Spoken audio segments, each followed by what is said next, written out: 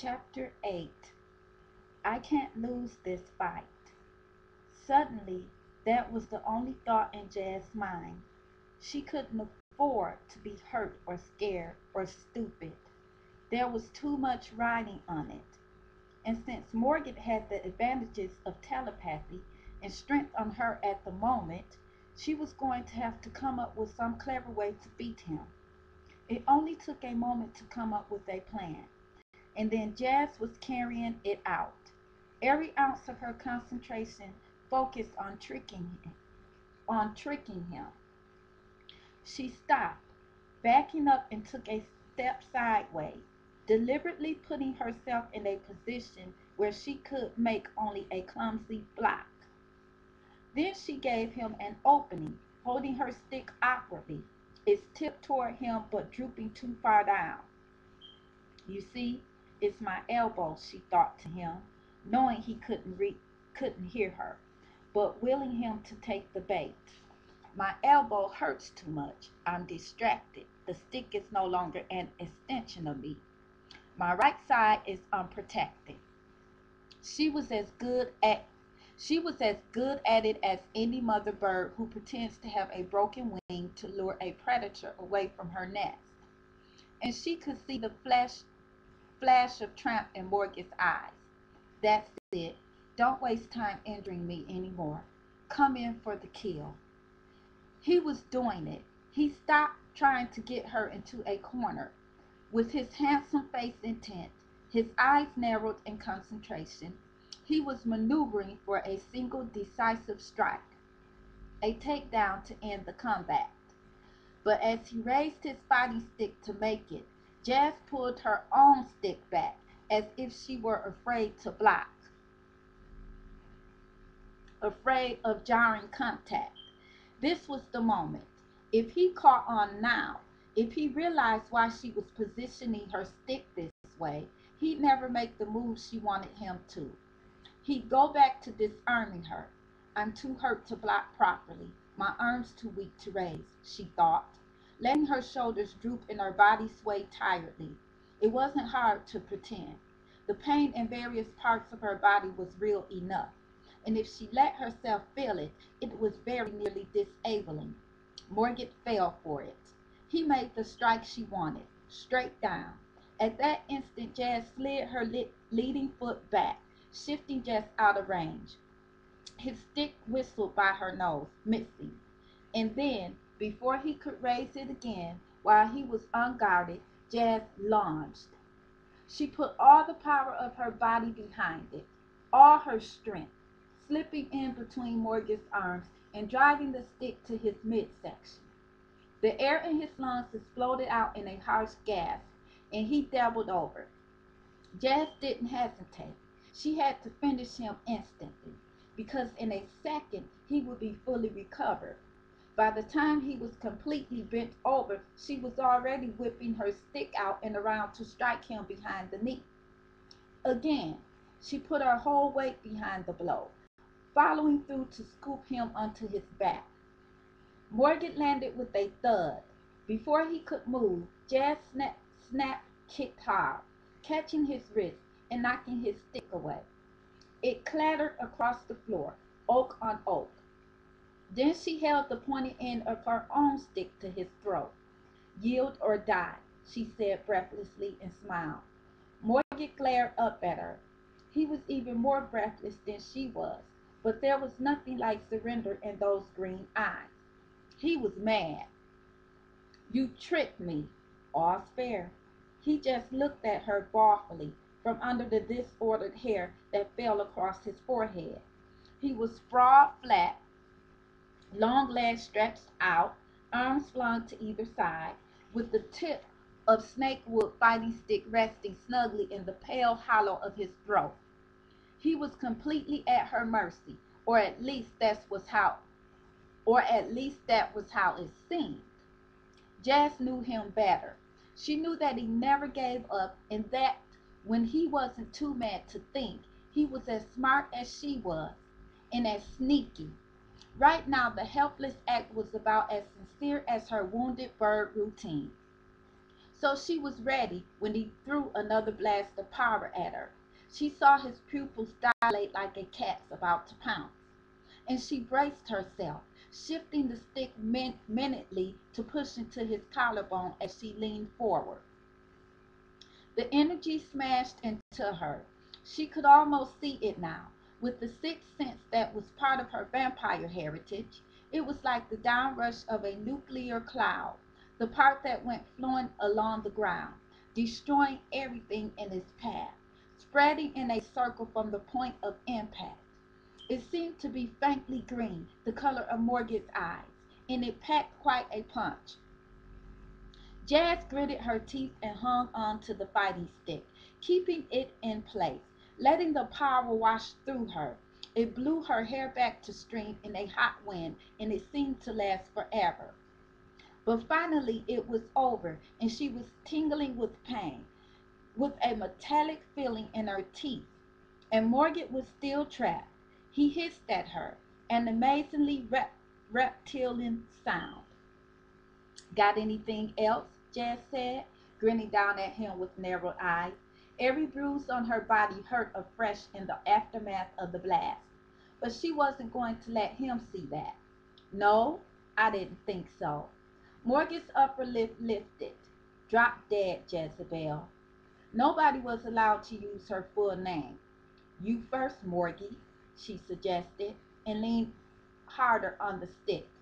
The green eyes were beautifully luminous now, with sheer anger and hatred.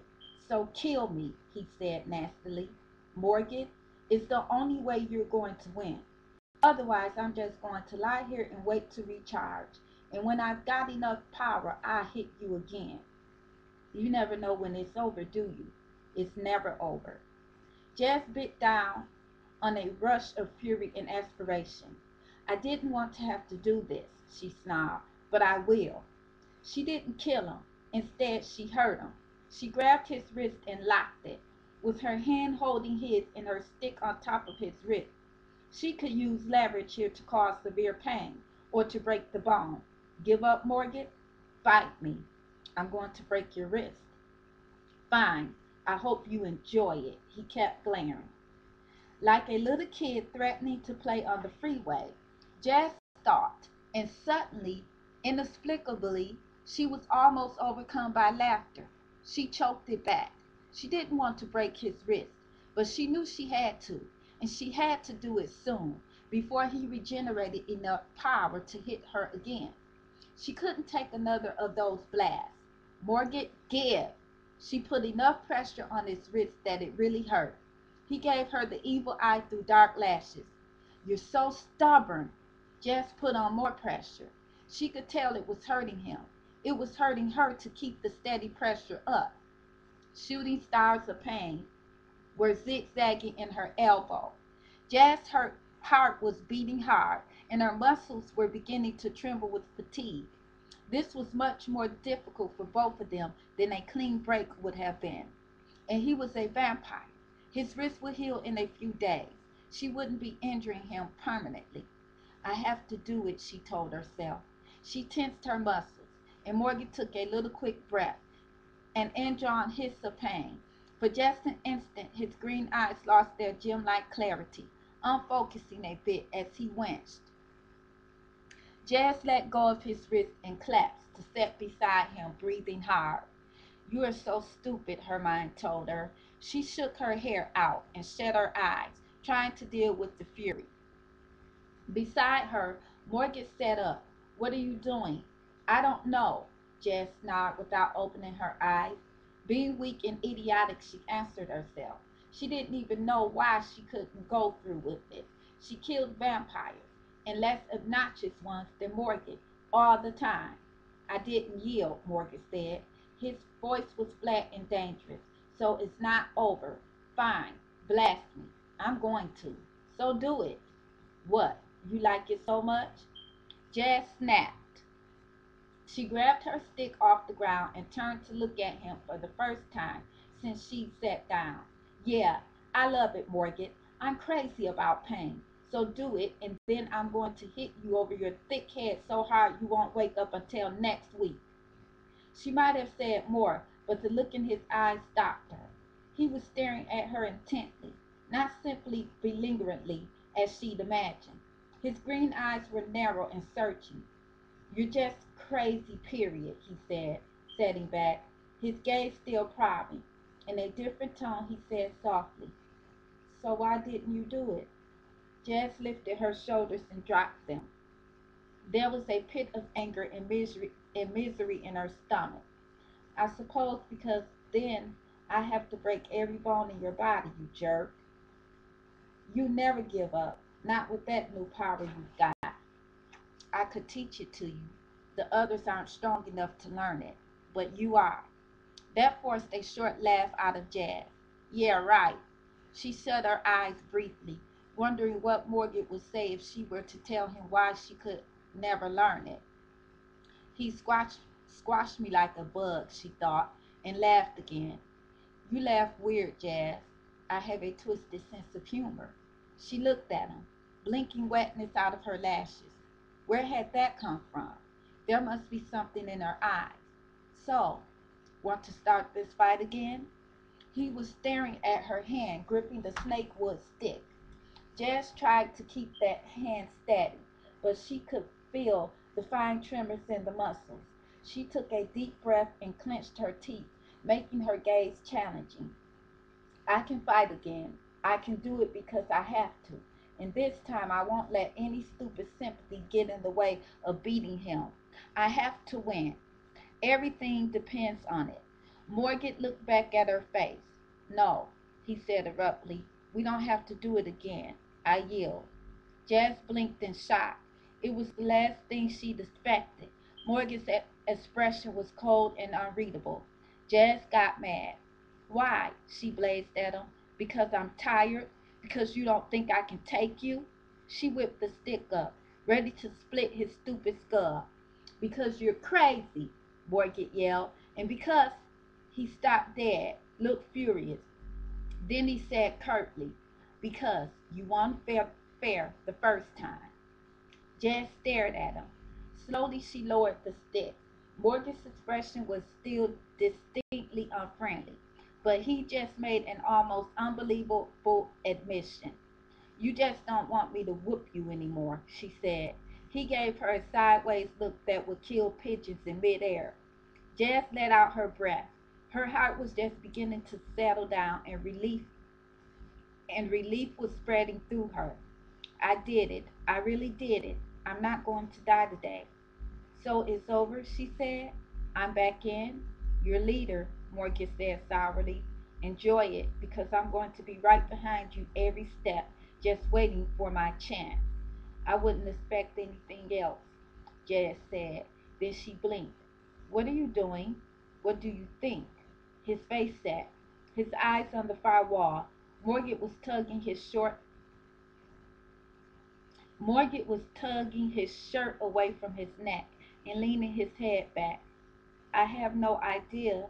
Then Jazz realized. She went cold to the tips of her fingers. "I didn't think. I should have remembered, but I didn't. And I didn't plan for this." "Blood in, blood out," Morgan said shortly. "Why didn't I remember?" Panic was stirring inside Jazz. She couldn't see any way to get out of it. For human games, blood in, blood out meant you got beat up when you were jumped in and you didn't leave until you were dead. But for vampire games, I can't bite them. The most frightening thing was that something inside her wanted to do it.